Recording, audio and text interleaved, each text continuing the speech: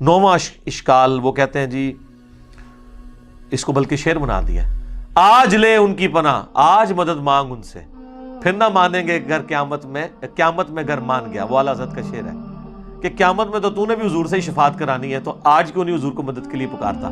ادھر تو نے حضور کو ہی پکارنا ہے نا سر، اس لیے پکارنا ہے کہ حضور سامنے ہوں گے صلی اللہ علیہ وسلم۔ دنیا میں بھی جب سامنے موجود تھے تو حضور کو اپنے مسئلے بتانے تھے، آخرت میں بھی جب حضور علیہ السلام سامنے آئیں گے تو ان کے سامنے ہی ان کو ہی ہم اللہ کے حضور اپنا وسیلے کے طور پہ پیش کریں گے، انہی کے ہاتھ پہ شفاعت کا دروازہ کھلے گا۔ لیکن یہ بیچ والا پورشن آپ نے کہاں سے نکال لیا؟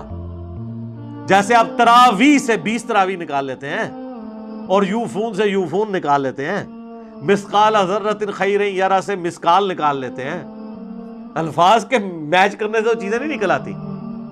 تو حدیث شفاعت والا معاملہ ڈیفرنٹ ہے، ورنہ میں نے حضرت عمر والا بتا دیا۔ وہ تو کہتے ہیں جب تک نبی موجود تھے ان کے ذریعے متوجہ ہوتے تھے، اب ان کے چچا کو ان کی دعا کی برکت سے۔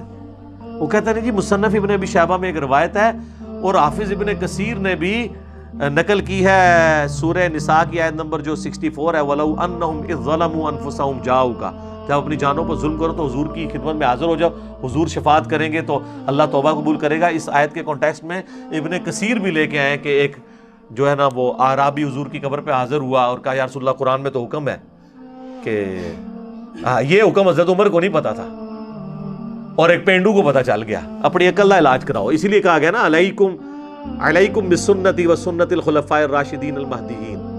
صحیح بخاری 1010 میں تو حضرت عمر کہہ رہے ہیں اللہ جب تک نبی موجود تھے ہم ان کو وسیلے کے طور پہ پیش کرتے تھے، اب ان کے چچا کو لے کے آئے ہیں۔ تو حضرت عمر کو نہیں پتا تھا میں جا کے ڈائریکٹ پہ قبر پہ جا کے وَلَوْ أَنَّهُمْ ظَلَمُوا أَنفُسَهُمْ جَاءُوكَ کا پڑھ لوں۔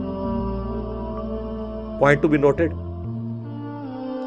تو وہ کہتے ہیں بھی وہ خواب میں حضور کی زیارت ہوئی اور کہا کہ عمر کو میرا سلام کہنا اور کہنا ان قریب بارش ہو جائے گی، اور کئی کہتے ہیں قبر سے آواز آ گئی، عمر کو سلام کہنا اور اسے کہنا عوام پہ نرمی کرے۔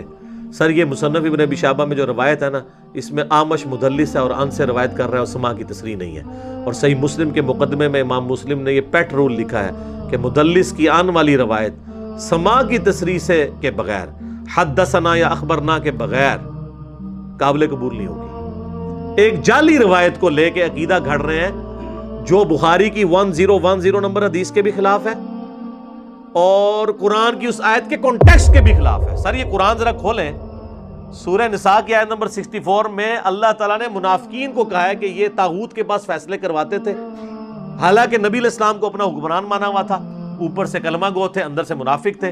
تو اللہ تعالیٰ نے فرمایا کہ اب جو انہوں نے ظلم کیا نا کہ اپنا فیصلہ کافروں سے کروایا، تو اب ان کو چاہیے حضور کے سامنے آئے، حضور سے معافی مانگے، آپ صلی اللہ علیہ وآلہ وسلم اللہ کے حضور ان کی شفاعت کریں کہ جو انہوں نے یہ مس بیہیو کیا کہ بجائے حضور کو جج ماننے کے جا کے یہودیوں سے فیصلہ کروایا، پھر اللہ ان کو معاف کرے گا۔ وہ تو کنٹیکسٹ ہی ڈیفرنٹ تھا، اس کو آپ نے پکڑ کے حضور کی وفات کے بعد کیسے لگا دیا؟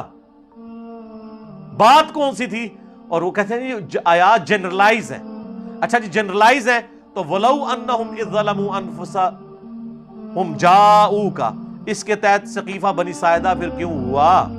جنگ جمل صفین نہروان کیوں ہوئی؟ صحابہ کیوں نہیں قبر رسول سے جا کے فیصلہ کرواتے رہے؟ اس وقت تو قبر میں بھی نہیں نبی علیہ السلام گئے تھے، 2 دن تک تو میت مبارک باہر تھی، جنازہ جاری تھا، کسی کو وسوسہ بھی نہیں آیا کہ حضور سے ہی جا کے پوچھ لیں، کیونکہ اس زمانے میں عقیدے نہیں ہوا کرتے۔ یہ آج کے جھگڑے ہیں جی، عطائی ذاتی، مستقل بالذات، غیر مستقل بالذات، پتہ نہیں کیا کیا کہانیاں بنائی ہوئی ہیں۔ اور جناب صحیح مسلم میں حدیث ہے، ایک صحابی نے حضور کے سامنے خطبہ دیتے ہوئے کہا من یطع اللہ ورسولہ فقد رشد، جو اللہ رسول کی اطاعت کرے وہ کامیاب ہوا، ومن یعصہما، اور جس نے ان دونوں کی نافرمانی کی فقد غوا، وہ گمراہ ہو گیا۔ آپ نے فرمایا بئس الخطیب انت، کتنا برا خطیب ہے تو نے یہ کیوں کہا ان دونوں کی؟ حالانکہ جملہ کانٹیکسٹ کے ساتھ درست تھا کہ جو اللہ رسول کی اطاعت کرے وہ کامیاب ہوا، جو ان دونوں کی نافرمانی کرے وہ ناکام ہوا۔ لیکن حضور نے فرمایا دونوں نہیں کہنا، اللہ ایک ہے، تمہیں کہنا چاہیے وَمَن يَعْصِ اللَّهَ وَرَسُولَهُ فَقَدْ غَوَىٰ۔ اس نے نہیں آگے سے کہا کہ ہک ہے جڑا ہک کی ڈھوں آکھے وہ کافر و مشرک ہے، وہی موحد ہے جڑا ہک کی ڈھوں آکھے۔ اور ابو داؤد میں آگے الفاظ ہیں، آپ نے فرمایا قم اذهب، اٹھ نکل ادھر سے، تو نے مجھے اللہ کے ساتھ شامل کر دیا۔ اور مسند احمد میں اور امام بخاری کی کتاب ادب المفرد میں ایک صحابی نے کہہ دیا یا رسول اللہ ما شاء اللہ و شئت، اے اللہ کے رسول جو اللہ چاہے اور جو آپ چاہیں۔ آپ نے فرمایا اجعلتنی للہ عدلا، اجعلتنی للہ ندا، کیا تو نے مجھے اللہ کے مقابلے پر کھڑا کر دیا؟ قل بل ما شاء اللہ وحدہ، بلکہ کہہ جو اکیلا اللہ چاہے۔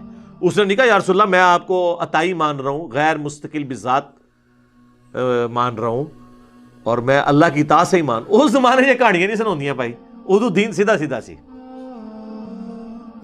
تو اسی واسطے اسی سیدھا سیدھا دین اتو بیان کر رہے ہیں، کتاباں والا دین اللہ کے فضل سے۔